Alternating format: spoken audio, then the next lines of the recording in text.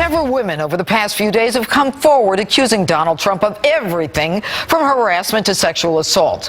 But at least two of the accusers are being challenged.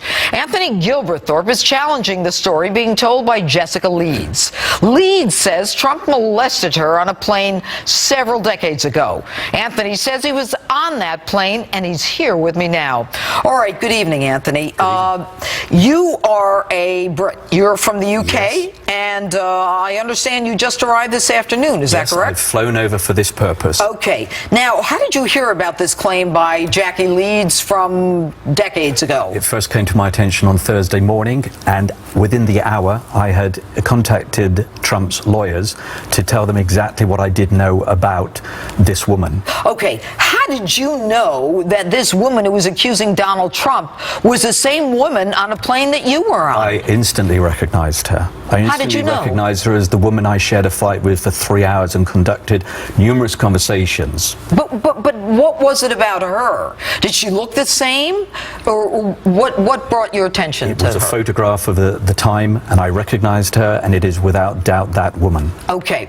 Do you have any connection to the Trump campaign or organization? None whatsoever. I would be here tonight to defend whether it be Trump or Obama or Clinton. Tell me about you. What is the worst thing that you have done? Because we're going to find out about it one way or the other. The internet's full of it. They're in overdrive. And frankly, let this be testimony to the weaponry that I have. I will prove that I was on that flight with that woman and that I was witness not to any sexual misdemeanor on the part of Trump.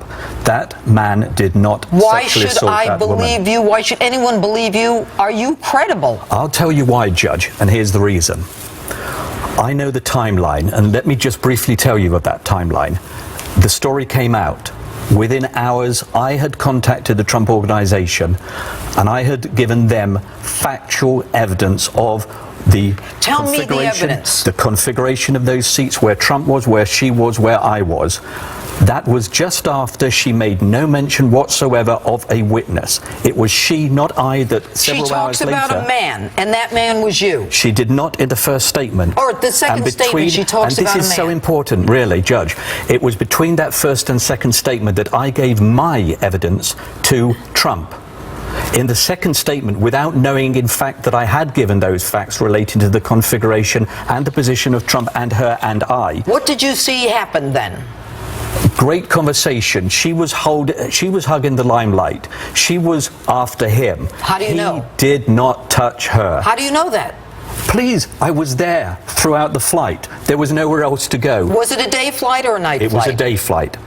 Was he drinking? No. Was she drinking? None of us were drinking. How do you know that? Don't let that be the excuse that the How do you know that? Give. No, because I was there. I was there, and you know the interest in What was she wearing? A white trouser suit. And you know the interesting thing? It was the stewardess that was in attendance at all time, because it was a first-class cabin, and yet that was the flight attendant that mysteriously disappeared for 15 minutes whilst this sexual encounter that she said happened. It's not real. Did she talk to you about Donald Trump? Yes, she exclaimed with excitement when he went to the toilet, how she thought how exciting it was that she had met him. And she literally went like that. She said, "I can't believe my luck that I've met one of the richest men in the world." All right. Anthony, there's going to be a lot of testing of what you said, but thank you for being on Justice Tonight. And another woman who's accused Trump of sexual misconduct is a former apprentice, Summer Zervos, who says Trump kissed and groped her in a hotel room. With me now is Summer's cousin, John Barry. All right, John, you say that your cousin is a liar, and why do you say that? Well, Judge Pirro, I worked at Sonny's restaurant in Huntington Beach with her for about 6 months, and actually, I've never voted, and she absolutely turned me into a Trump lover.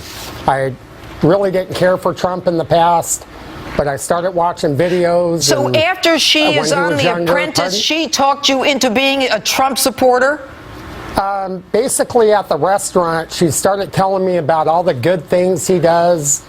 When the cameras aren't there, he'll go to children's hospitals to visit burn victims. And so anyways, I just, when I saw her on TV crying I felt like she did a 360-degree turn. I've got there. 20 seconds.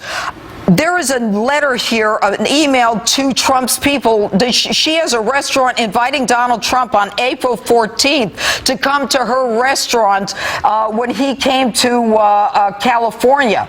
She has a restaurant, and it's suggested that he didn't come, and therefore she's angry with him. Does that make sense to you? Absolutely. That is 100% correct. She was not happy, and I felt like, you know, she's been known to sue people. She sued a restaurant in Newport Beach for sexual harassment. Interesting. And I just felt like, I hope she doesn't do anything. And I was in my office, and I saw her on the TV, and I just, all right, John I almost Barry, fell off my chair. Out of time. Thank you so much.